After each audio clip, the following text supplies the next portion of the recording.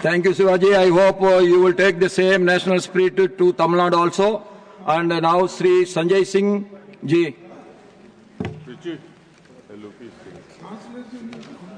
Vande Mataram sir, आपका बहुत बहुत आभार कि आपने वंदे मातरम जैसे महत्वपूर्ण विषय पर मुझे अपनी बात कहने का अवसर दिया।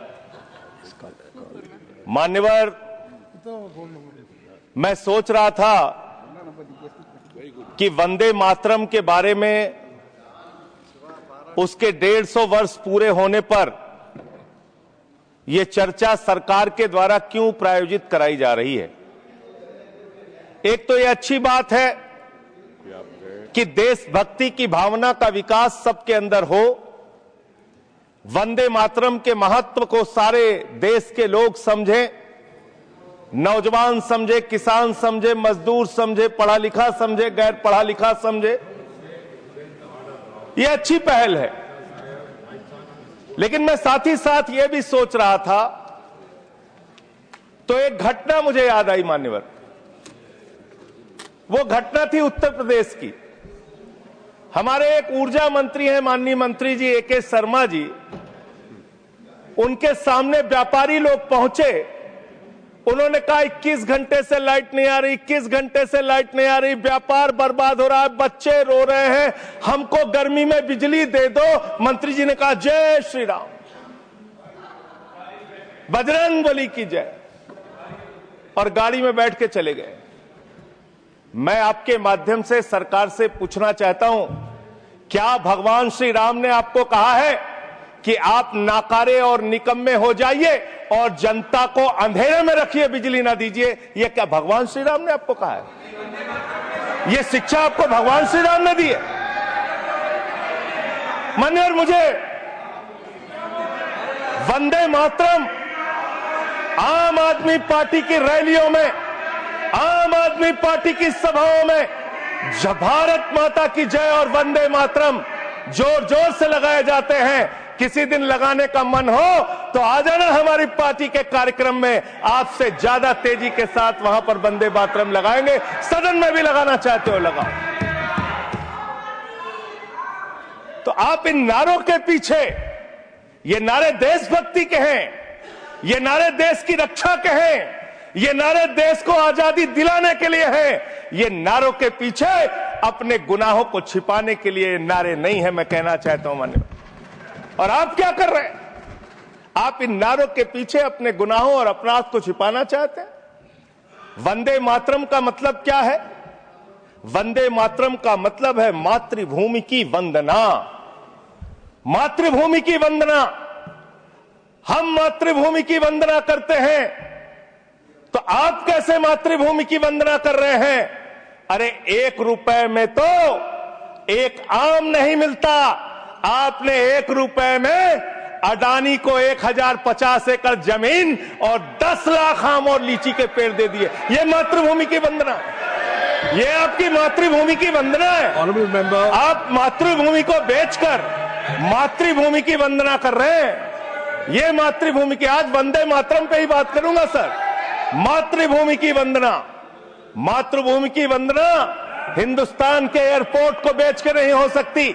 मातृभूमि की वंदना रेल को बेच के नहीं हो सकती, सेल को बेचकर नहीं हो सकती, समुद्री तटों को बेचकर नहीं हो सकती, कोयला और गैस को बेच के नहीं हो सकती, हिंदुस्तान की जमीनों को बेच के नहीं हो सकती।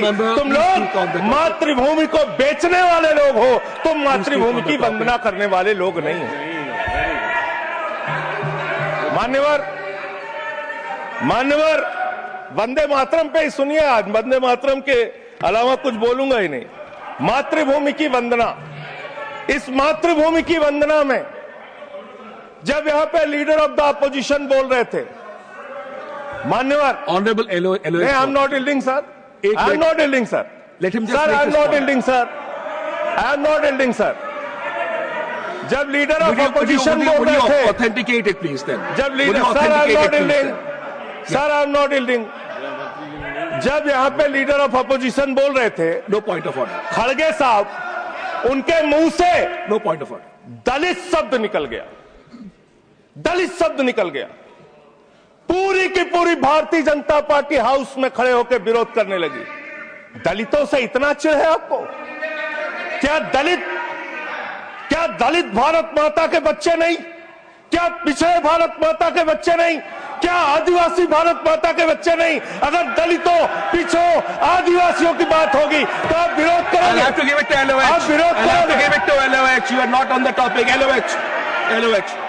Just need a minute. LOH. Sir दो बातें हैं। Please. LOH is on its legs. LOH is on its legs. Sir दो बातें हैं। एक तो हम चाहते हैं कि डिबेट, हेल्दी डिबेट हो, तर्कों के साथ हो। अभी इन्होंने आरोप लगा दिया कि दलितों पर बीजेपी वाले एकदम हल्ला करने लगे। ऑन रिकॉर्ड है, मैंने कहा है दलित के विषय में कि ये हमारे पूज्य हैं, हमारे भाई हैं, ये ऑन रिकॉर्ड है। इस तरीके के स्वीपिंग स्टेटमेंट्स न दें और इस हाउस के माध्यम से देश को गुमराह न करें, नंबर 1। नंबर 2, आपने कहा ये बेच दिया, ये बेच दिया, ये बेच दिया। आई से please authenticate on the floor of the house whatever you have charge. देखिए आज सर बहुत अच्छी बात गृह मंत्री जी भी कह के गए और लीडर ऑफ द हाउस भी कह रहे हैं कि जो कुछ भी मैं बोलूं उसको ऑथेंटिकेट करूं। और मैं आपसे अनुरोध कर रहा हूं सर कि अगर मैं ऑथेंटिकेट ना करूं तो मेरे खिलाफ कार्रवाई की जाए। एक एक चीज मैं ऑथेंटिकेट करूंगा। अगर मैं कोई बात कह रहा हूं तो उसको ऑथेंटिकेट करूंगा। दूसरी बात, शहीद खुदीराम बोस की बात हुई सर, कल उस सदन में चर्चा हुई। हिंदुस्तान के सबसे युवा क्रांतिकारी जिन्होंने फांसी के फंदे को चूमा, वंदे मातरम का नारा लगाया।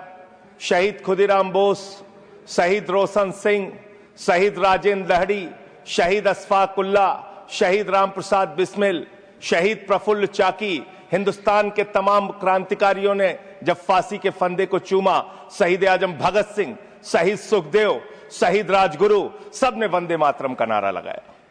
सबने वंदे मातरम का नारा लगाया। और शहीद खुदीराम बोस को अब आप याद कर रहे होंगे, मैं पिछले 31 साल से 3 दिसंबर को शहीद खुदीराम बोस की जयंती का आयोजन करता हूं। मेरी संस्था का नाम शहीद चंद्रशेखर आजाद के नाम पे है। शहीद खुदीराम बोस हिंदुस्तान के वो क्रांतिकारी थे, जब उनको फांसी के फंदे पे चढ़ाया गया और उनका जब अंतिम संस्कार हुआ तो जो राख उनके अंतिम संस्कार से निकली मान्यवर, उसको बंगाल की माए तावीज बना के अपने बच्चों को पहनाती थी कि ऐसे ही बनना हिंदुस्तान के लिए क्रांतिकारी। यह इतिहास, यह हिंदुस्तान का इतिहास। लेकिन मैं आपके माध्यम से इस सरकार से पूछना चाहता हूं, आपके पुरखे इस वक्त क्या कर रहे थे जब शहीद आजम भगत सिंह वंदे मातरम लगा रहे थे, शहीद सुखदेव वंदे मातरम लगा रहे थे, शहीद राजगुरु वंदे मातरम का नारा लगा रहे थे, शहीद खुदीराम बोस वंदे मातरम का नारा लगा रहे थे। उस वक्त आप क्या कर रहे थे? क्या कर रहे थे आप? वंदे मातरम का नारा लगाकर लोग जेल गए, लाठियां पड़ी उनको। मैं आपके माध्यम से इस सरकार से पूछना चाहता हूं, आरएसएस के 4 लोगों का नाम बताओ जो वंदे मातरम नारा लगा के जेल गए, उनका नाम बताओ आप। 4 लोगों का नाम बताओ आप, अपने 4 पुरखों का नाम आप बताओ। आप नहीं बता सकते क्योंकि आजादी के आंदोलन में आपका कोई इतिहास नहीं। आजादी के आंदोलन में आपका कोई इतिहास नहीं, यही आपकी कुंठा है। तो इसलिए कभी आप कहते हो सरदार वल्लभ भाई पटेल आपके हैं। अरे भैया, सरदार वल्लभ भाई पटेल ने आरएसएस के ऊपर बैन लगाया था, यह रिकॉर्डेड हिस्ट्री है। और जब 18 महीने जेल में रखा गया आरएसएस के लोगों को राष्ट्रपिता महात्मा गांधी की हत्या के अपराध में, जब उनको छोड़ा गया, बैन हटाया गया, तो उसमें शर्त लगाई कि आप राष्ट्रीय ध्वज को मानेंगे, यानी कि आप तिरंगे झंडे को भी नहीं मानते थे। आपने 52 साल तक हिंदुस्तान का तिरंगा झंडा आरएसएस के मुख्यालय पे नहीं फहराया सर, नहीं फहराया। और 3 लोगों ने आरएसएस के मुख्यालय पर जब ये झंडा फहराया, उन तीनों के नाम मैं पढ़ रहा हूं, विजय, उन्मत, दिलीप, इन तीनों लोगों के खिलाफ आरएसएस ने एफआईआर दर्ज कराई। किस अपराध में? कि हमारे दफ्तर में तिरंगा क्यों फहरा दिया। और कितने साल तक मुकदमा लड़े? 13 साल तक मुकदमा लड़े। यह है आपकी असलियत। आप तिरंगे का विरोध करते हैं, भारत के राष्ट्रीय ध्वज का विरोध करते हैं। जो लोग तिरंगे और राष्ट्रीय ध्वज का विरोध कर सकते हैं, वो भारत माता के सच्चे सपूत नहीं है, वो नहीं है हमारे निगाह में। और मैं आपको बताता हूं सर, ये है 28 दिसंबर 1949 का ऑर्गेनाइजर पत्र, इसको भी रखूंगा क्योंकि आज गृह मंत्री जी और लीडर ऑफ द हाउस दोनों कह के गए रिकॉर्ड पे सारी चीजें आनी चाहिए, इसको रिकॉर्ड पे रखना चाहिए। इतिहास देश को पता चलना चाहिए किन लोगों ने देश के साथ गद्दारी की, किन लोगों ने तिरंगे का विरोध किया, किन लोगों ने राष्ट्रगान का विरोध किया। आपको ये पढ़ के सुनाना चाहता हूं, ये ऑर्गेनाइजर है, क्या लिख रहा है।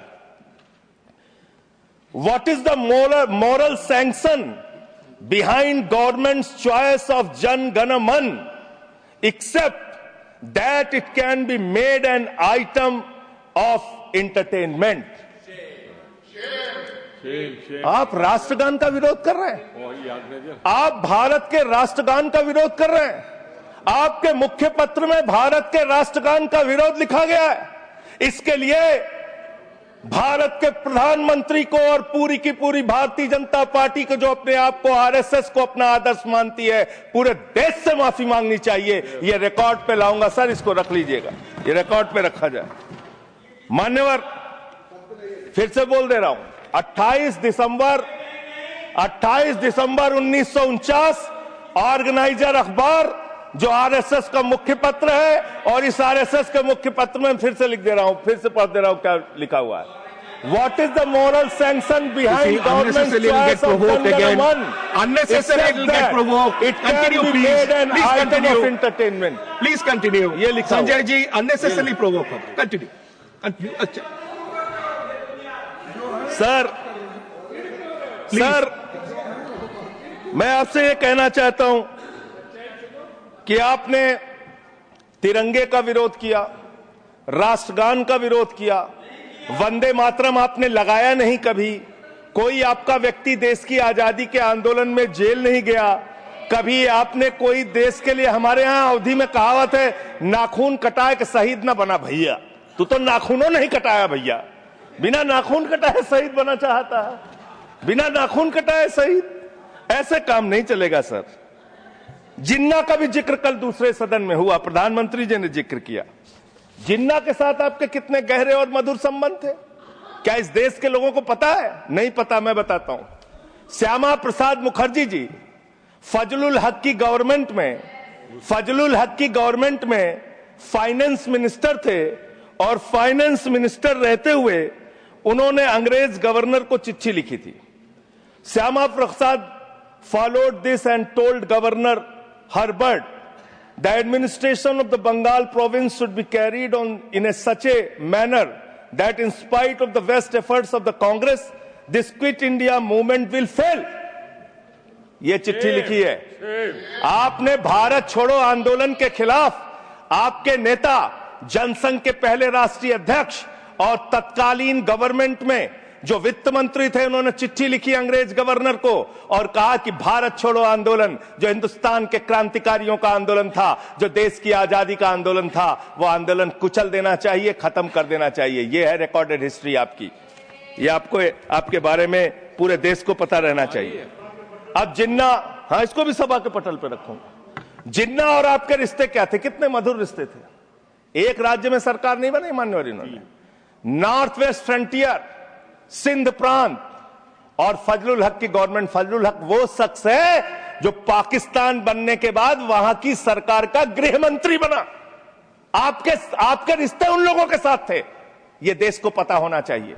इसलिए आप किसी को भी देशभक्ति का प्रमाण पत्र बांटने का काम मत कीजिए। आप वंदे मातरम लगाने का काम कर रहे हैं और देश की सुरक्षा के साथ खिलवाड़ कर रहे हैं। आप भारत की सेना को 4 साल के अग्निवीर पे लेके आ गए, जो हिंदुस्तान की सीमा की सुरक्षा करने वाले हैं, जो वंदे मातरम का नारा लगाते हैं हमारे जवान, हमारे सैनिक, जो -50 डिग्री टेम्परेचर में सियाचिन में और +50 डिग्री टेम्परेचर में जैसलमेर में भारत की सीमाओं की रक्षा करते हैं, इस मातृभूमि की रक्षा करते हैं। उनके पीठ में छुरा मारने का काम आपने किया, उनकी नौकरी 4 साल की कर दी अग्निवीर की। आपको मातृभूमि से प्यार है, आप देशभक्ति की बात करेंगे, आप देशभक्ति की बात कर रहे हैं। अरे मैंने साइकिल चोर सुना था, लॉकेट चोर सुना था, स्कूटर चोर सुना था, मैंने सुना था तमाम तरह के चोर होते हैं। आप लोग तो वोट चोर निकल गए हिंदुस्तान के अंदर। वोट चोर, 3 करोड़ वोट, उत्तर प्रदेश में 3 करोड़ वोट की चोरी करने जा रहे हैं। कल की मीटिंग में पता चला 17.5% वोट उत्तर प्रदेश में काटे जाएंगे। आप ये कर रहे हैं, ऐसे लोकतंत्र को मजबूत करेंगे? ऐसे आप मातृभूमि की सेवा करेंगे? ऐसे आप मातृभूमि की वंदना करेंगे? मान्यवर, मैं आप लोगों से सिर्फ इतना कहना चाहता हूं मान्यवर, आपके माध्यम से, कि हमने फिल्मों में सीन देखी है, डाकू लोग आते हैं, जय भवानी जय भवानी जय भवानी कह के, और वो गांव का गांव लूट के चले जाते हैं। जय भवानी कह के गांव का गांव लूट के चले जाते हैं। हम इस देश के अंदर किसी भी सरकार को वंदे मातरम और भारत माता की जय लगाकर देश को लूटने की इजाजत नहीं देंगे। वंदे मातरम लगाएंगे, भारत माता की जय लगाएंगे, जय हिंद भी कहेंगे, राष्ट्रगान भी कहेंगे, वंदे मातरम भी गाएंगे, लेकिन देश के साथ गद्दारी और धोखेबाजी नहीं करने देंगे। आपको नहीं करने देंगे। ये देशभक्ति के नारे हैं, ये देशभक्ति के नारे हैं। आप बेरोजगारी पे बात नहीं करना चाहते, महंगाई पे बात नहीं करना चाहते, दलितों का मंदिर में प्रवेश वर्जित है, कहीं उनको रोका जा रहा है, उस पर बात नहीं करना चाहते, पिछड़ों का शोषण हो रहा है, उस पर बात नहीं करना चाहते। आपने मातृभूमि की सेवा यह की है कि आज हिंदुस्तान के ऊपर 200 लाख करोड़ रुपए का कर्जा है, 200 लाख करोड़ रुपए का कर्जा। आपने हिंदुस्तान को आज इस स्तर पे पहुंचाने का काम किया है। और दूसरी बात मैं पूछना चाहता हूं आपके माध्यम से मान्यवर, इस देश में मजदूर भी हैं, किसान भी हैं, आदिवासी भी हैं, दलित भी हैं, पिछड़े भी हैं, सवर्ण भी हैं, सब में अनपढ़ है, सब में भारी संख्या है जो पढ़े लिखे नहीं है, जिनको संस्कृत का ज्ञान नहीं है, जो नहीं पढ़ सकते वंदे मातरम। तो आप उनको कह रहे हैं कि वो देशभक्त नहीं है। मैं आपके माध्यम से कहना चाहता हूं, वो देश को लूटने वाले अडानी जैसे पूंजीपतियों से ज्यादा बड़े देशभक्त हैं, जो अपने बच्चों के लिए श्रम करते हैं, मजदूरी करते हैं, कुली का काम करते हैं और अपने बच्चों का पेट भी पालते हैं, देश की भी सेवा करते हैं। वो आपसे ज्यादा देशभक्त हैं। उनकी देशभक्ति को आप इससे चेक करने का काम मत कीजिए, उससे परीक्षा करने का काम मत कीजिए। मान्यवर, मैं अंत में एक और बयान आया, उसका जिक्र करके अपनी बात को खत्म करूंगा। अभी SIR की प्रक्रिया के तहत उत्तर प्रदेश के मुख्यमंत्री ने कहा कि डिटेंशन सेंटर बनाए जाएंगे। 80 लाख लोगों के वोट आपने बिहार में काट दिए, वहां कितने घुसपैठिए मिले आपको? अरे भाई, ये भी मातृभूमि की बात हो रही है। आप लोग चाहते हैं बांग्लादेशी यहां पे आ जाएं, मातृभूमि को सुरक्षा को खतरा हो जाए? आपको तो चिंता वही है ना, वही तो बात कर रहा हूं। कितने बांग्लादेशी घुसपैठिया मिले? कितने बांग्लादेशी घुसपैठिया मिले? कितने बांग्लादेशी घुसपैठिया मिले? मात्र 315, जिसमें नेपाल के बाकी लोग सिर्फ 78 मुसलमान मिले। वहां 80 लाख लोगों के आपने वोट काट दिए। अब आप कह रहे हैं उनको डिटेंशन सेंटर में रखेंगे। उनको डिटेंशन सेंटर में आप रखेंगे जो हिंदू हैं, जिनके जो पूर्व IAS हैं। आप इस देश का सिर्फ माहौल बिगाड़ना चाहते हैं। आप इस देश को सिर्फ नकली नारों के पीछे सिर्फ आप अपने आप को छिपाना चाहते हैं। वंदे मातरम देशभक्ति का नारा है, भारत माता की जय देशभक्ति का। हां, दिल्ली में तो काटोगे ही आप, ठीक ही कह रहे हो, पहले से ही नियत बता दिया। दिल्ली की हालत तो कर दी आपने। अरे इसमें क्या लिखा हुआ है? इसमें क्या लिखा हुआ है? सुजलाम सुफलाम, सुजलाम सुफलाम, शुद्ध जल शुद्ध फल और मधुर वाणी। मधुर वाणी, मधुर वाणी कौन बोल रहा है? देश के प्रधानमंत्री मधुर वाणी बोल रहे हैं। मुजरा जैसे शब्दों, अरे भाई, इसी वंदे मातरम की सेकंड्स रह गए सर, वंदे मातरम की तो बात कर रहा हूं। हमारे पास और टाइम है सर, टाइम है सर। सर, मधुर वाणी, मधुर वाणी, मधुर वाणी। सर, जहरीली हवा और जहरीला पानी दिल्ली में दे रहे हैं। हमारे पूर्वांचल के भाइयों के ऊपर बुलडोजर चला रहे हैं। सर, मेरे टाइम में से काट लीजिएगा, पार्टी टाइम में से काट लीजिएगा, प्लीज, पार्टी टाइम में से काट लीजिएगा। सर, हमारी पार्टी का टाइम 24 मिनट है। Please 1 second. दिल्ली संजय को जी, संजय जी, 1 दिल्ली सेकंड, को 1 आपने- सेकंड, 1 सेकंड, ऑनरेबल अभी 10 मेंबर्स, महीने ऑनरेबल अरे, मेंबर्स, 1 बच्चों सेकंड। शांत हो जाओ। माननीय संजय जी, बच्चों माननीय शांत। संजय जी, माननीय संजय बच्चों जी, शांत। कंक्लूड करिए, आपका सर, समय खत्म अरे हो रहा मैं है। चौ- It'll sir, continue. 24 Please, minute मेरा please, टाइम है। प्लीज, मैं अपने माननीय time- Neeraj ji, please, he is concluding, please conclude, 10 second sir, please conclude, आपका समय समाप्त हो गया है। सर, मेरी पार्टी का समय 24 मिनट है। ठीक है। मेरी पार्टी का समय 24 मिनट है। और कोई स्पीकर नहीं है आपके? स्पीकर एक और है, उनमें से आप काट लीजिएगा समय। मैं कह रहा हूं Conclude ना, करिए, conclude। हाँ, ये हमारा अधिकार है, पार्टी का अधिकार है। तो मान्यवर, 10 महीने में आपने दिल्ली की वो हालत कर दी, जहरीली हवा यहां पर आने लगी। दिल्ली को आपने दुनिया का सबसे प्रदूषित शहर बना दिया। बच्चों शांत हो जाओ, बच्चों शांत, बच्चों हल्ला मत करो, शांत हो जाओ। कंक्लूड, अरे मैं एक Conclude मुख्यमंत्री करिए। इन्होंने बनाया है। कंक्लूड करिए सर, एक मुख्यमंत्री बनाया है इन्होंने। प्लीज, खत्म कर रहा हूं। प्लीज। एक मुख्यमंत्री बनाया है जिसको ये नहीं मालूम कि AQI होता क्या है। कंक्लूड करिए। वो टेम्परेचर बता रही है। ये आदत है। Thank you. तो इसलिए मैं अंत में इन्हीं लाइनों के साथ कि पहले ये तय करो कि वफादार कौन है। ये वक्त तय करेगा कि गद्दार कौन है। ये वक्त तय करेगा कि गद्दार कौन है। पहले Thank ये you. तय करो कि वफादार कौन है। ये वक्त तय करेगा कि गद्दार कौन है। वंदे वंदे थैंक यू, वंदे वंदे वंदे वंदे वंदे वंदे। कोई बीजेपी वाला वंदे मातरम नहीं लगाया सर। Thank you.